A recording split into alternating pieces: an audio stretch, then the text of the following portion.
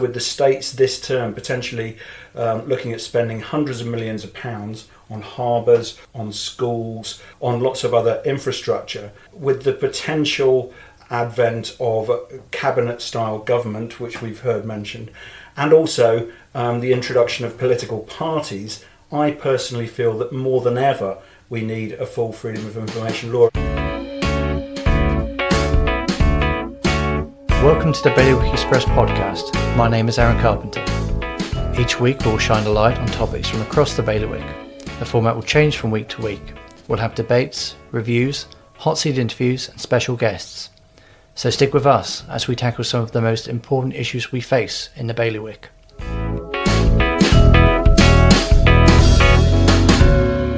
Cost and the unlikelihood of either legal or political priority have been given as reasons not to introduce a full freedom of information law. The Scrutiny Management Committee has instead suggested a model that would expect but not compel the states to answer valid requests for public information. I sat down with Scrutiny President Deputy Yvonne Burford and Scrutiny Committee member Deputy Simon Fairclough to discuss why they had diverged from their predecessors' recommendations and what it is that they are proposing. In the last term, the then Scrutiny Management Committee completed a review into freedom of information, and they published this review last August. And in the normal way of things, it contains recommendations, but there's no direction for anyone in particular to do anything with those recommendations. That's how these reports are. And we felt, coming in as a new committee, that we didn't just think that work should be left on the shelf. And so we decided to present it to the states, together with a very brief, I think it's just 5-page covering policy letter, and 3 different options on which to vote.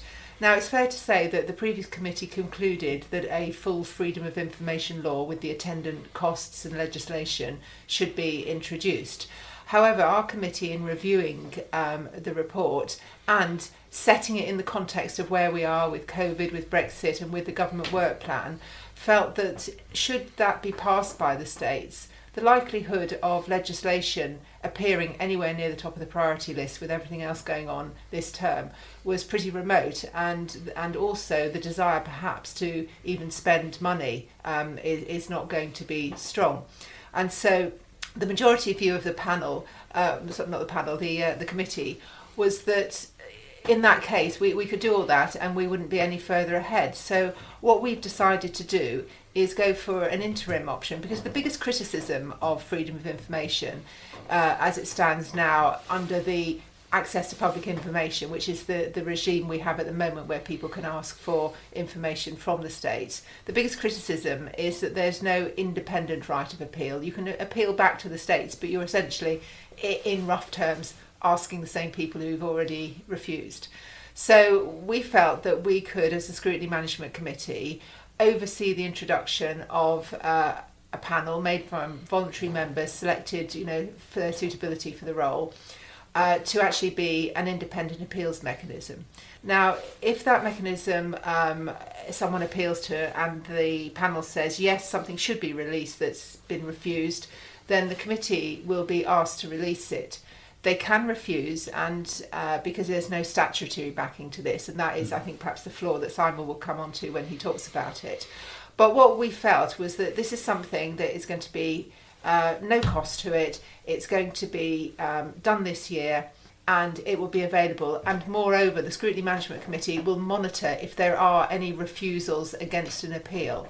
And so if there are, and that becomes a common theme, we can still then come with another policy letter and say, okay, we've tried this, we want to move to full FOI. But I actually feel pretty confident that this will actually be a significant improvement, and I certainly think, on the basis of how quickly it can come in and the fact that it won't cost anything, that it is absolutely the pragmatic way to go for where we are at the moment.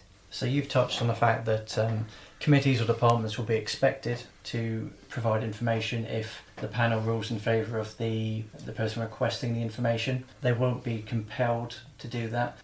Deputy Fairclough, do you think that is a flaw which requires something that is set down in law? Well, the panel that went out and did this work, and did some very good work, I might add, the previous members of the Scrutiny Management Committee, conducted this review, and I would urge people actually, including fellow states members, to read that review, because a lot of work went into it. And as Yvonne has said, we're very keen as a committee that this comes back before the states this term. Now, one of the findings of that panel, I think when it set out, it didn't know what it was going to end up recommending, but one of the findings was that for any appeals process to be independent, it requires a statutory framework. In other words, a full FOI law for Guernsey, and that's one of the reasons, as Yvonne's already suggested, that I favour a full FOI system.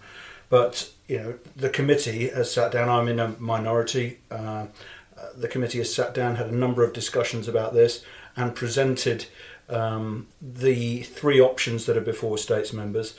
And if the states by a majority don't go for a full FOI law, then I will certainly be backing the option that Yvonne and my other three colleagues on scrutiny are putting forward. I think one thing that is evident is that you both agree on the fact that there needs to be a states debate on this, but also that there needs to be improvements made to the current Code of Information. So what are the limitations currently? I think the biggest limitation is the absence of the independent appeal, because I think it's quite understandably people aren't confident if they're simply in round terms asking the same question again, or to the same organisation. So it will be taken out into an independent panel recruited just for that purpose.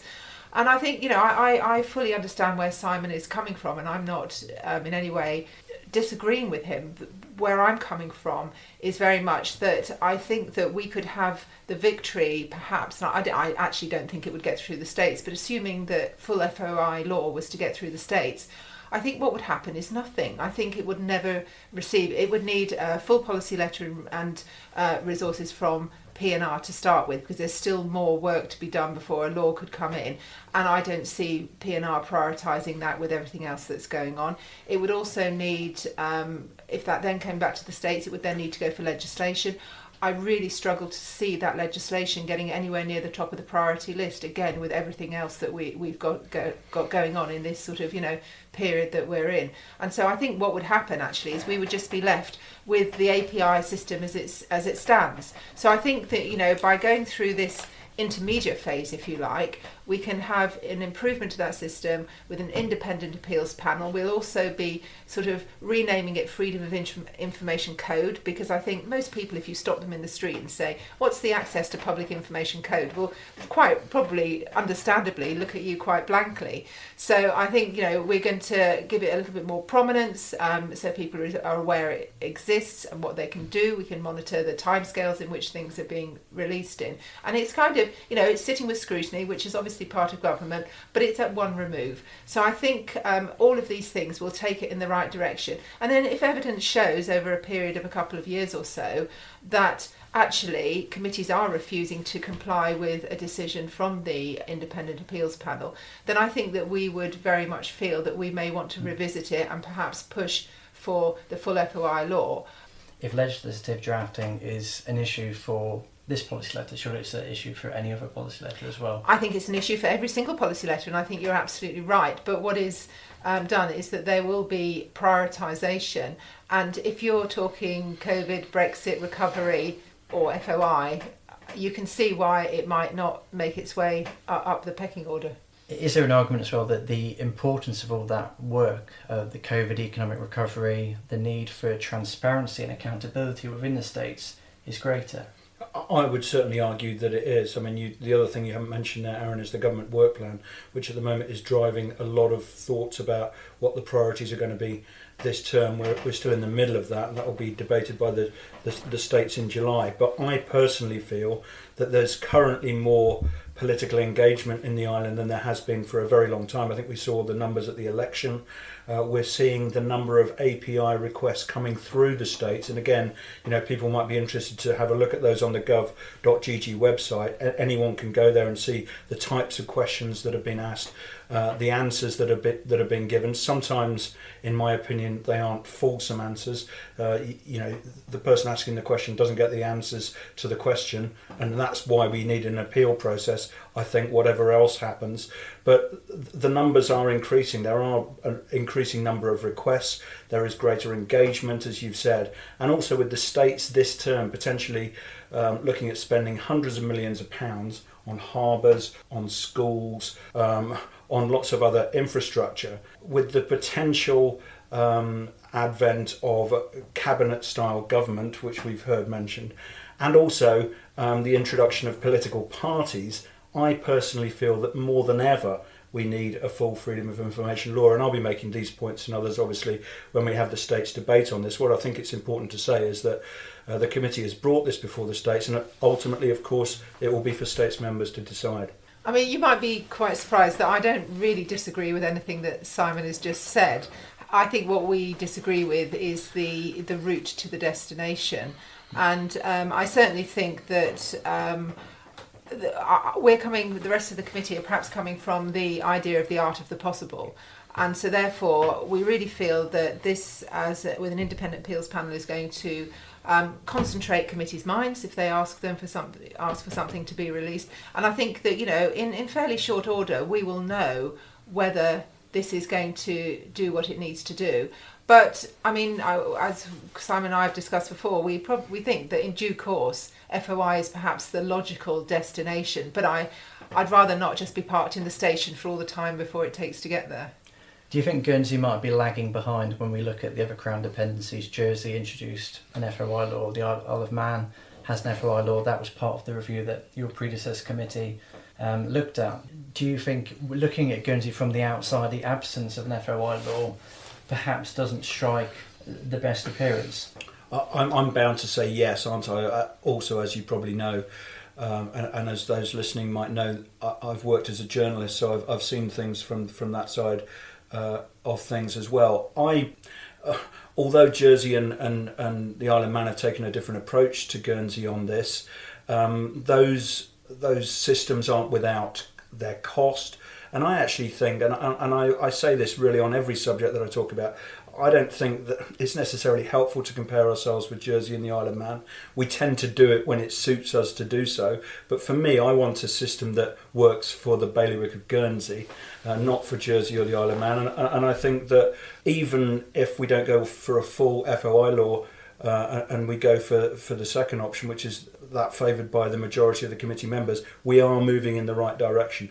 I think Yvonne's absolutely right. One day we will have a full FOI law. It's just a question of how long that's going to take. I would like to see it given greater priority, but we've got to be pragmatic and realistic. We're living in very, very difficult times, and trying to justify this ahead of lots of other things that are going on is difficult, but as you've already heard, I think it's very important. If we took the likelihood of legislative drafting and cost out of the equation for a moment, why would you introduce an FOI law? I think that, again, going back to the conclusions of this panel, which I think you've got to keep looking at, it concluded that a full FOI law was an essential and integral part of the scrutiny of government. And I've already explained why I think the scrutiny of government, particularly during the times in which we're living, is more important than ever. It's one of the reasons I joined the scrutiny panel. I want people to have that confidence in the states of Guernsey and the way it's done things. I think during the recent pandemic, we've seen the advantages of the states being communicative, open and transparent in the way that it explains things to people. And I think there's a real opportunity here for the states to improve that dialogue and the relationship between the states of Guernsey and the people of Guernsey.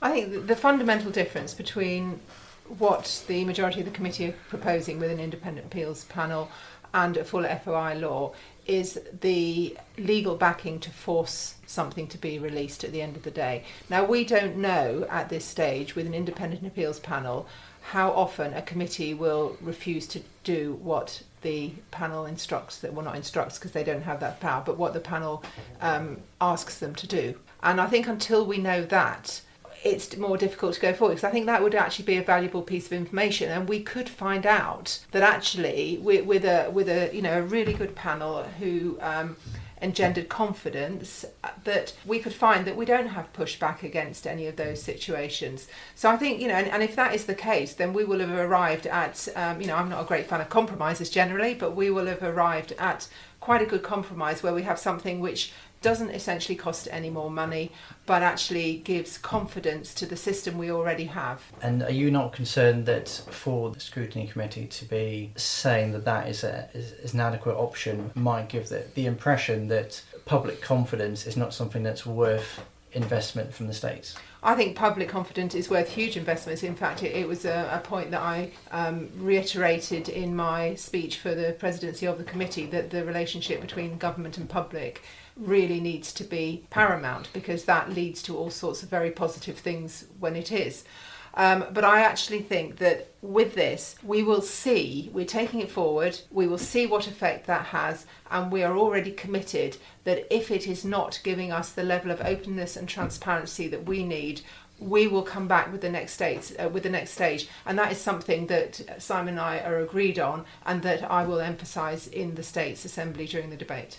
Yeah, and the reason we're sitting here today, just as soon as we possibly could after the release of this policy letter, is to get this out into the public domain, to encourage debate on the issue. I know there's a lot of other things going on at the moment, but as I've already said, if people can take the time to have a look at this report and its findings, and indeed have a look at the access to public information requests that come through the states, that will help give them a better understanding of the system. We want to, prompt a debate on this so that, it can be debated and discussed by the public ahead of the states debate next month. And if we could just touch on it before we finish, actually, what would be the cost of an FOI law if the states were to decide to go down that route? Well, that's something that P&R will have to decide if the vote is for that they will go away and do that work. Some work was done for the review, and it's all in there for people to read. It is a very wide figure, because there's lots of ways it can be done. There's lots of things to take into account, whether how much you're already spending, so some sort of defrayed costs because you don't have to spend them again. So it varies wildly, and there's an implementation cost, and then there's an annual running cost, and that's linked to the number of requests there are. That's not very predictable. If it becomes much more public, more people might use it. So it's impossible to say, and it needs really drilling down into. But we've had figures that start as low as 200,000 and go up to 2 million. So it is, it's by no means fixed, but it is not an insignificant sum of money. I think that you've got to ask yourself the question, what our current regime costs? And sitting here now, I don't know the answer to that. I don't think the States has ever published how much it costs the States to answer the increasing number of API requests that are coming in. I think it was 60 last year. But, many of the costs that we're talking about are already being borne by the states in dealing with API requests. So this isn't a figure from zero, we're now going to go up to this figure. We're already spending a significant amount of money, and depending on the number of requests that come through, and only time will tell how that will play itself out, we will then find out how much more money we need to deliver something which delivers effective scrutiny within the states of Guernsey. And senior staff time as well. I believe Colin Voden, the Chief Information Officer, is the main data controller for the state of Guernsey, Deputy Burford. Yeah, no, that's correct. But just following on from what Simon was saying, one of the suggestions previously had been that this could sit with the Office of the Data Protection Authority. Now, I think it stands to reason that if that's the case, then there would be staff that would be employed to deal with that and the appeals part of it and statutory part of it. And, those organisations with the best will in the world will see an increased cost. So even though we've got some costs already, it's inconceivable that it wouldn't cost more to actually go down the route of freedom of information. So the cost of running the current regime was never touched upon in either the previous report or in any previous states debate? Not that I'm aware of, and I'm hoping that when we get to a states debate, we might have a figure to give us some indication as to what this costs the states currently. So, as you've already suggested yourself, a lot of senior staff time is taken up on API requests, and you can't ignore that fact. And also, as you probably know, Aaron, the states, I don't know the exact figures on this, but are probably employing more people working in comms now than they ever have done before. What is the cost of that? Could some of that time be freed up? These are all questions that that need to be answered moving forward. And even if the states decide to go down the full FOI law route, then there is still more work to do, and that much is clear. I think what it's really important to remind people of is the fact that, as Yvonne has already said, this work was done by the previous panel. We're very keen that it comes back before states members, that all of that good work isn't wasted.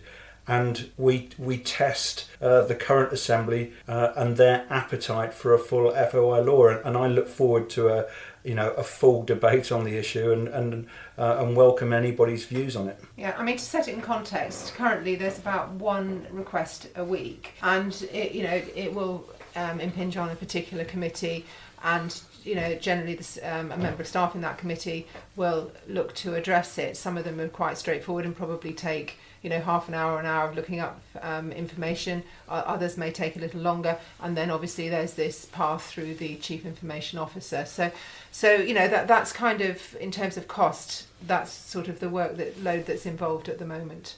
And just before we finish, I'd like to touch a little bit more on the on what we spoke about earlier about legislative drafting, the work that's done by the law officers. I believe a couple of years ago there was a push for more resources to employ more law officers. The current states issued a battle cry at the start of this term for action this day. How is action going to be undertaken by this states as a whole if there aren't the resources to actually get stuff done in St James's Chambers? I think that's a wider question than FOI, to be honest with you, Aaron. But I do think that we need to await the outcome of what happens in the next month or two, and the government work plan and the priorities that are put forward. We have heard that the states are in a very difficult financial position. As you probably know, there's a tax review going on, a sort of fiscal review, and there is work going on towards the government work plan, which will be debated in July. I think all of these things have to be brought together, and we'll have a much clearer view in the months to come of the resources that we have and the priorities that we want to meet. But it's probably too early to answer your question, and whether or not more funds could be directed towards employing more legislation resources.